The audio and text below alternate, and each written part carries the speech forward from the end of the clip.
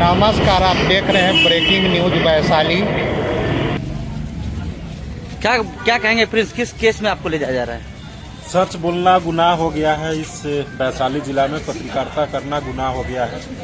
मैंने एक करीब 200 पीड़ित परिवार को अनाज नहीं मिला था, तो उस खबर को बनाने गए थे। खबर में चलाया भी था। उसके बाद एसडीओ साहब ने इस मामला को संज्ञान लिया था। एसडीओ साहब उस डीलर की लाइसेंस भी कैंसिल किया। उसके बाद उस लेटर को देखेंगे एसडीओ साहब का, तो उसमें स्पष्ट तौर पर लिखा गया है जो झूठा मुकदमा SC ST में फंसाया जा सकता है, जिसका लेटर स्पष्ट देख सकते हैं। उसके बाद भी मेरे ऊपर SC ST मुकदमा किया गया। उसके बाद आज राजनीति व्यवस्था के कारण, जो कि सभी वैशाली समेत पूरा बिहार के लोग जान रहे हैं, जो किस तरह से मैंने सच्चाई के लिए आवाज उठाया, लेकिन सच्चाई के एवज में यही आज हमको मिला है।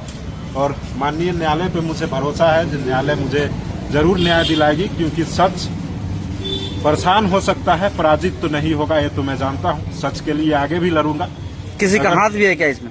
बड़े बड़े लोगों का हाथ है, सत्ताधारी लोग हैं। सत्ता के संरक्षण में शराब बेच सकते हैं, गांजा बेच सकते हैं, सूखे नशा का कारोबार कर सकते हैं, शराब माफिया हो सकते हैं सत्ता के नशे में। लेकिन अगर सच बोलेंगे तो वही सत्ता के लोग आपको जेल भेजवाने का काम करेंगे। अगर मुझे खरीदने का भी प्रयास किया गया, फोन भी किया गया, लेकिन मैं नहीं बिका। ऑफर दिया गया 5 लाख रुपया तक के मुझे दिया गया, जो 5 लाख दूंगा, 10 लाख दूंगा, उस खबर को छोड़ दो। लेकिन मैंने लोगों का जो विश्वास था वैशाली समेत पूरे बिहार का, उस विश्वास को मैं नहीं तोड़ना चाहता था, क्योंकि लोगों ने जो भरोसा जताया है उस भरोसा पर खरा उतरने का आज मुझे यही हथकड़ी मिला है।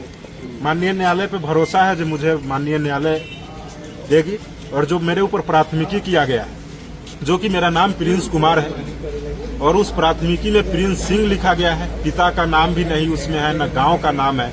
लेकिन सेकेंड DSP जो सुपरविजन करते हैं उसमें मेरा नाम प्रिंस कुमार देते हैं। और उस मामले की अगर जिक्र किया जाए तो मेरे ऊपर गाली गलौज का आरोप लगाया गया था, मारपीट का आरोप लगाया गया था। अगर कोई ऐसा उस व्यक्ति या किसी पदाधिकारी के पास अगर कोई ऐसा साक्ष्य है, तो अगर हमें फांसी की भी सजा देंगे तो फांसी पर भी हम झूलने के लिए तैयार है। बेबुनियाद आरोप लगाया जा रहा है। सत्ता के नशे में चूर एक मंत्री जो कि हाथ धो के पीछे पड़े हुए हैं, जो कि सब लोग जानते हैं, क्योंकि आप लोग भी ने खबर चलाया होगा जो किस तरह से उन्होंने भ्रष्टाचार की भेंट चढ़ाया था। और लोगों मेरे फोन करके भी धमकी दिया था तो झूठा मुकदमा में फंसाएंगे, देख लेंगे तुमको। आज वही देखने को मिल रहा है। अच्छा प्रिंस जी, एक सवाल रहेगा आपसे कि ये जो आप बता रहे हैं उससे पूर्व का ये शायद केस है?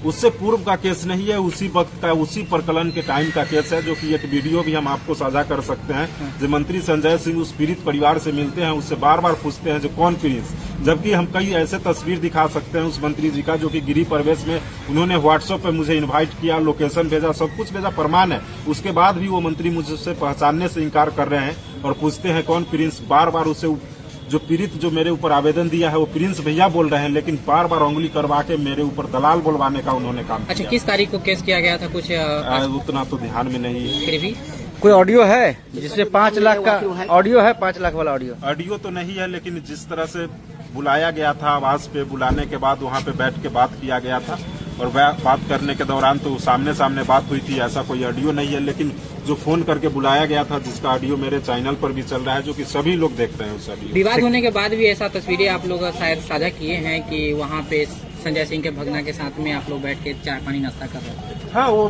देखिए, पत्रकारिता एक प्रोफेशनल है। हम लोग पत्रकारिता करते हैं, जो सच होता है वो लोगों को दिखाते हैं, लोगों तक पहुँचाते हैं। और व्यक्तिगत दुश्मनी हम लोगों को किसी से नहीं है। लोगों की समस्या होती है तो उस लोगों की समस्या को अगर दिखाना इस राज्य में गुनाह है।